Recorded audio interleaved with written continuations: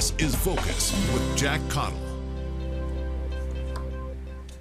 Good evening, I'm Jack Caudill. Welcome to this month's edition of Focus. This month we're talking about tourism in South Dakota, the Black Hills, and Rapid City. Three guests with us today, three experts in that field. Jim Hagen is the South Dakota Secretary of Tourism. Michelle Thomsen is the President and CEO of the Black Hills and Badlands Tourism Association, and Brook Kaufman is the CEO of Visit Rapid City. A few notes before we get going. The state says 14.7 million visitors traveled to and within South Dakota in 2023, spending $5 billion, up 4.9% from the year before. The industry added $3.6 billion to the GDP, making up 5% of the state's economy, and generated $384 million in state and local sales tax. Jim, we're going to start with you. Almost to the meat of the beginning of the summer tourism season. What kind of expectations do you have for 2024? The expectations are high, Jack. Thank you. The expectations are high. Obviously, 2023 was an excellent year. And we love challenges in this industry. So every year, if you would say, hey, let's set another record, we're up for doing that. Expectations are good. Consumers are feeling good about traveling. About 92%, 93% of Americans saying, hey, I'm going to get out and travel sometime within the next 6 months. Still a little trepidation with the pocketbook, watching the bottom line. There are things that are always outside our control, and we worry about those a little bit. You take the situation in the Middle East and the ripple effects that can have on economies worldwide. But all in all, we're optimistic that 2024, excuse me, is going to be another banner year for tourism in South Dakota. Michelle, how do you look at 2024? What are you expecting to see this time? Sure. You know, we do the same thing as Jim. We look at a lot of the research and the stats that are out there. And so we're hearing all of those things. But we're also out and about in the Black Hills and Badlands right now, talking to a lot of the businesses that have opened up for the year.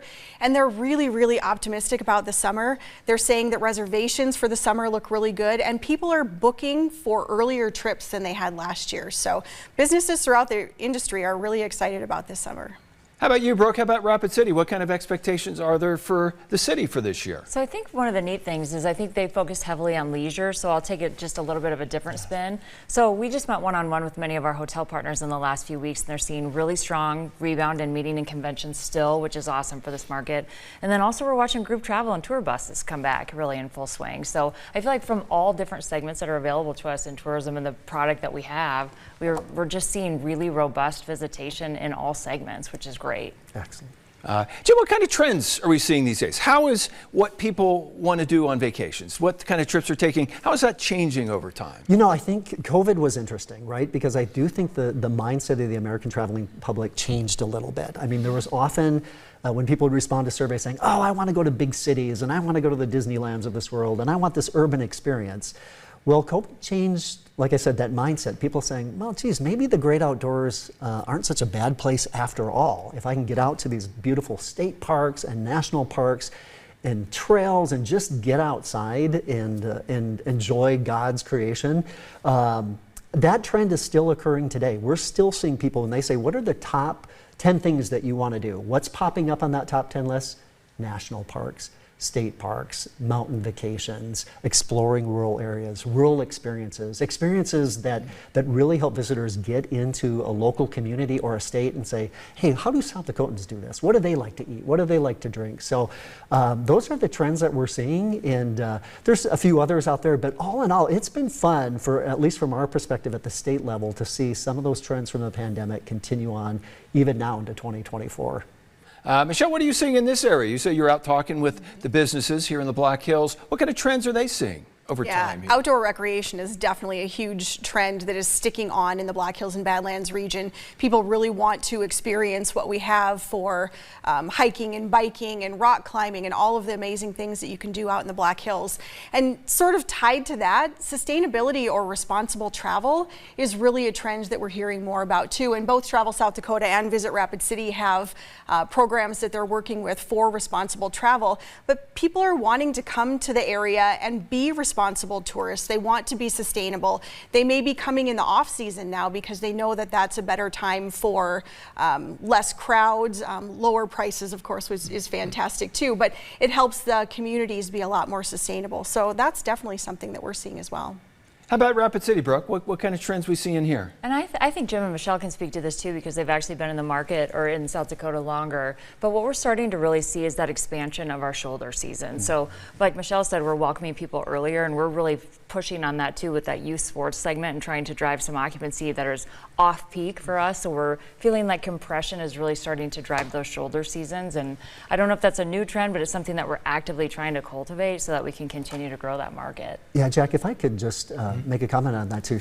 Brook and Michelle are spot on. So one thing that we did see during the pandemic, especially in the Black Hills, because so many people were coming out here in 2020, 2021, 2022, we were starting to see those pain points erupt where people were saying, we don't know if we can handle another visitor. I mean, we're overworked, and we just don't know if we can, like I said, welcome another person. And so at the state level, we said, hey, with our new strategic plan, we need to address this because it's something that's probably here to stay.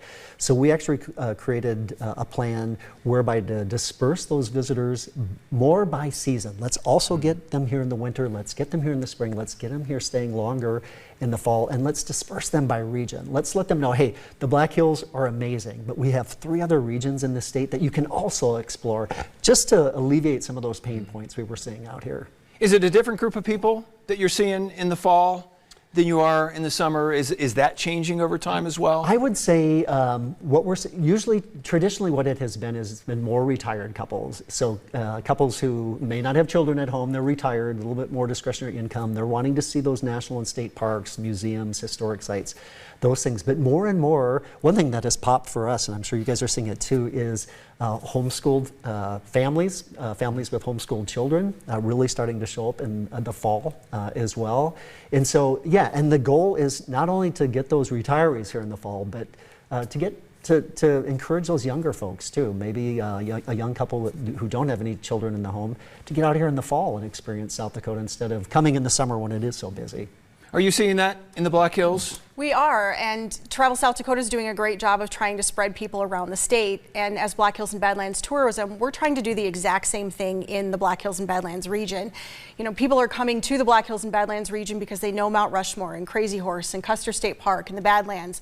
But we need them to spread out in the region and see all there is to see. We've got great museums and family attractions and outdoor recreation and community festivals and events. So we're really doing the same as what the Department of Tourism is doing, trying to spread people more around the Black Hills and Badlands region to give them a better experience. So how do you market that? How do you get people to come here to begin with? Because every region, every state is trying to sell their place as a place to come to vacation. What's the sales pitch here? What do you pitch to bring people? You said you're heading out to a convention. We are, yeah. What's the sales pitch to bring somebody here? Yeah, I think South Dakota has a great campaign they're going with. They're saying so much South Dakota, so little time. And that fits for the Black Hills and Badlands, that fits for Rapid City. It fits for everybody throughout the state. And so I think that that's part of what we're trying to do is say, yeah, we've got these amazing national parks and monuments.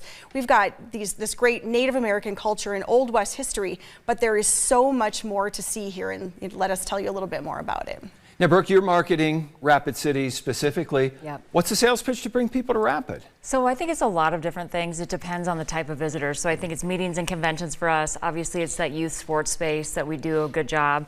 Certainly leisure. So one of the things that we like to say is that we're the gateway to the hills, right? So it's an easy place to stay in Rapid City where you can hub and spoke around the different areas. So a lot of things too. We do a lot of things to bring visitors here. So for us, it's a multi-prong approach where we do sales, direct selling, we do marketing, we do PR. So it takes all of it, right, to reach people where they are and invite them to South Dakota.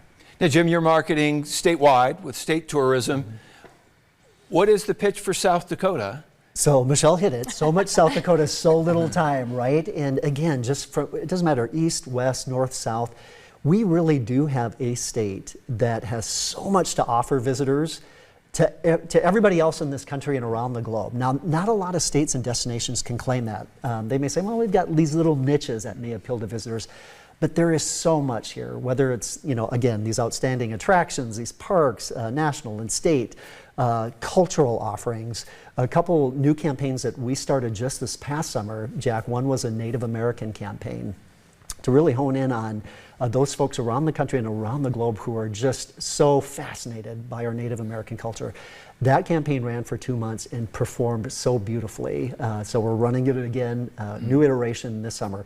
We also started an arts and culture campaign just to put a spotlight on all the great museums and galleries and plays and music festivals that occur in this state. And that performed beyond our expectations too. So we are just so fortunate and so blessed. There's so much to experience here. So whether you're looking for the ultimate road trip and world famous roadside attractions or cultural events and history that is so rich, we really do have it all, and something that appeals to every visitor, like I said, not only in this country, but around the globe. All right, we got to take a quick break. We'll continue our look at tourism here in the Black Hills when we continue with this month's edition of Focus.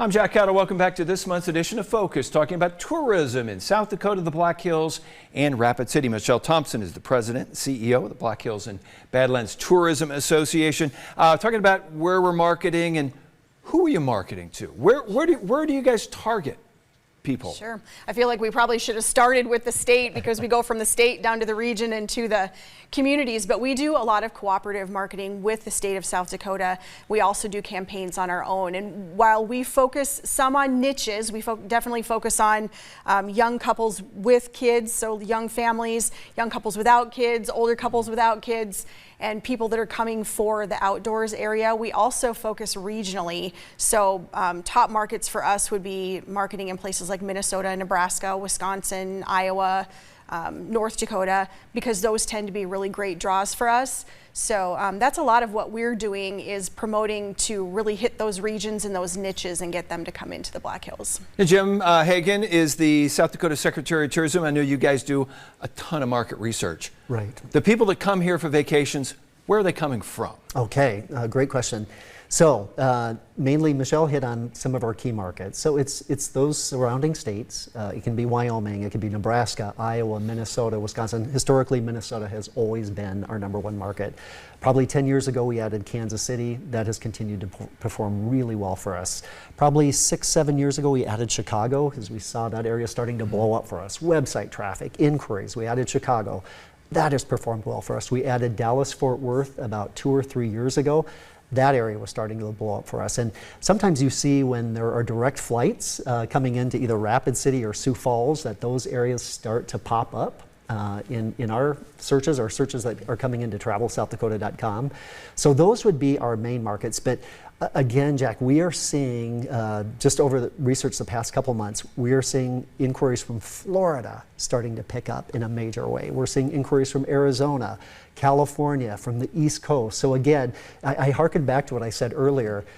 Really, we have product that appeals to every single state and visitors from every single state. So it's fun to see those inquiries and that interest start to pop up. They're really, if we had a budget like Visit California, 120 million, whatever it is. You don't have that? We don't have that, but I'm telling you, we'd probably be marketing like they are in every single state, because again, we have what visitors are looking for. Brook Kaufman is the CEO of Visit Rapid City. Brook, one of the areas that you guys concentrate on a lot is conventions and meetings.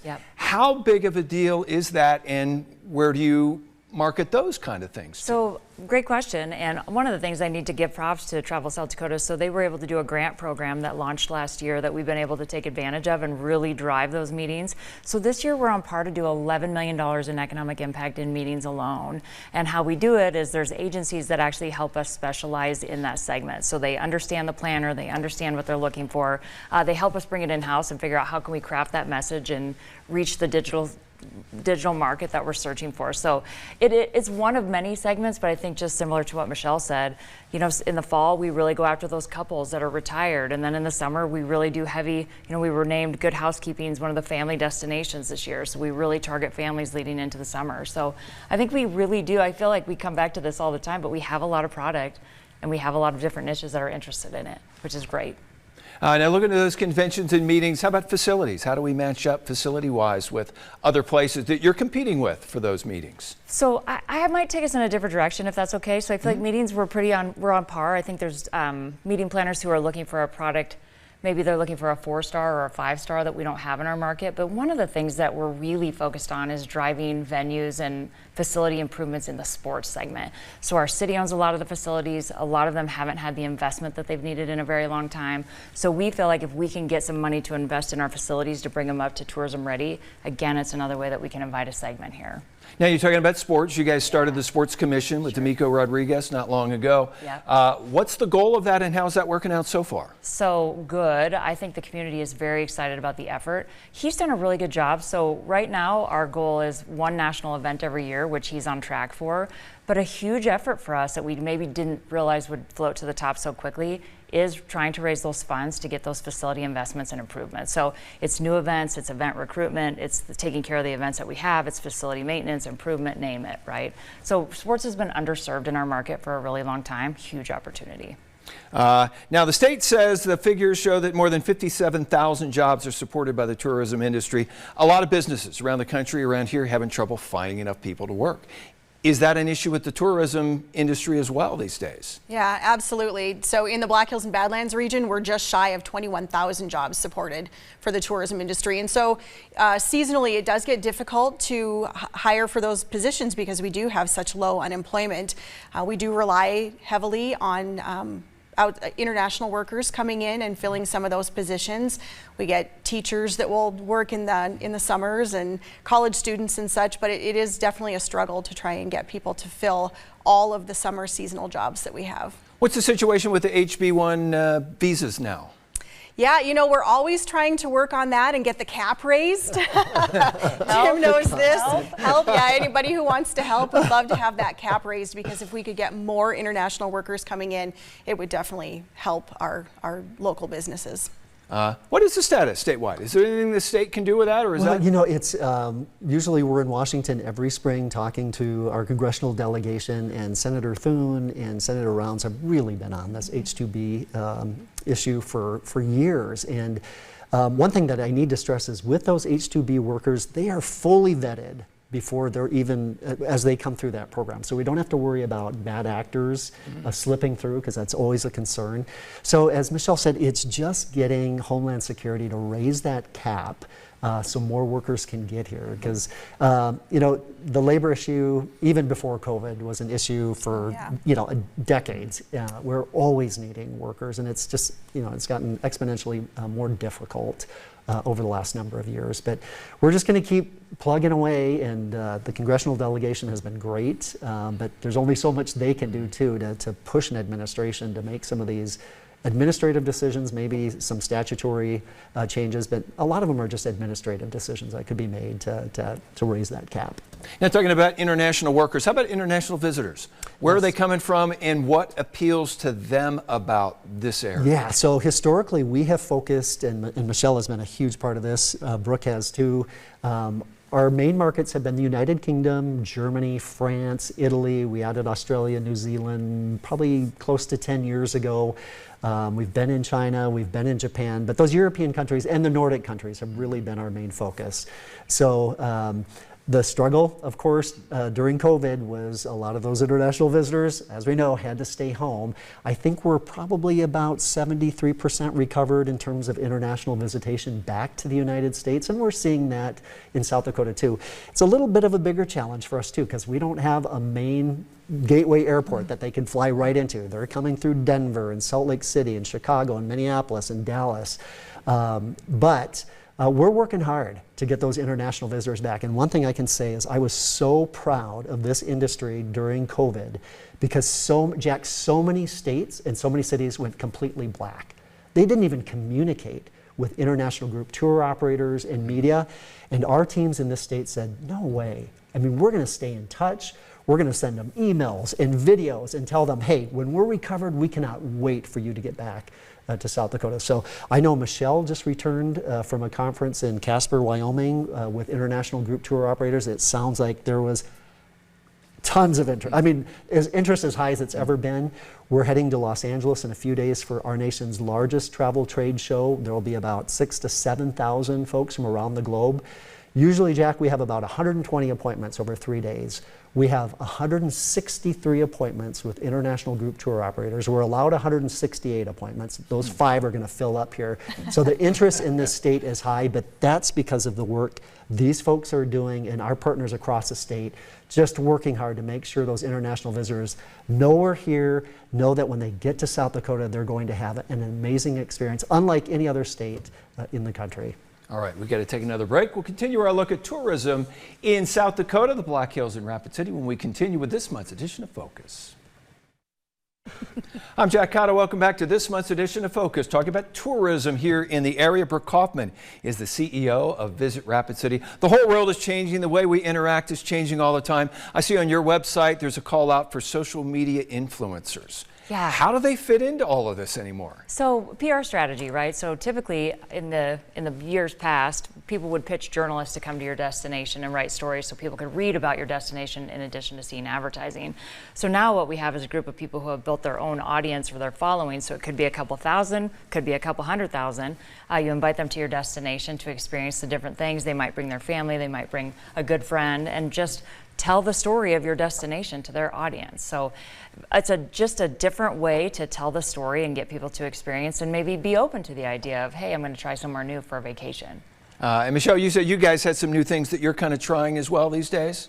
Yeah, our focus right now, because we're just heading into summer, is to really get people to spend as much time as possible, seeing as much as possible as they can in the Black Hills. So one of the things we're really excited about, we worked with Travel South Dakota on a new passport that they're doing called Head for the Hills, and it's a family attraction passport.